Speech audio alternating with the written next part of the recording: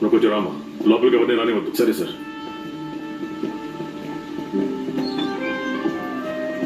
కూర్చోండి కూర్చోండి.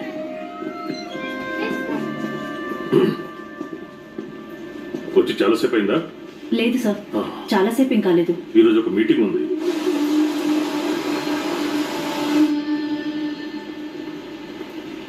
నేను మళ్ళీ అడుగుతున్నాను, మనం ఈ కేసు ఫైల్ చేద్దామా?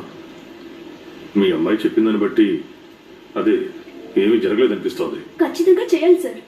వాణ్ణి ఊరికే వదిలిపెట్టను. నేను రాజీవ్తో మాట్లాడాను. పాపం చాలా బాధపడుతున్నాడు. తను చేసిన తప్పేంటో తనకు అర్థమైంది. తను మళ్ళీ అలా చేయడు, నేను గ్యారెంటీ. కుదరదు సార్, నేను కేసు ఫైల్ చేయాలి.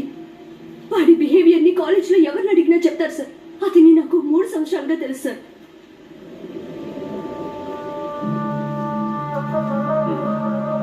మూడేళ్ళ, ఇప్పుడు 3rd ఇయర్ కదా? అదే 3 ఏళ్ళుగా తెలిసట్టున్నావు. 2 ఏళ్ళుగా రిలేషన్షిప్. అంటే నాకు ఎవరో చెప్పడం విన్నాను, అందుకే. లేదు సార్, వాడు నాకు ప్రపోజ్ చేసిందంతా నిజమే. నువ్వు చెప్పిన తర్వాత స్టాక్ చేయడం మొదలు పెట్టాడు.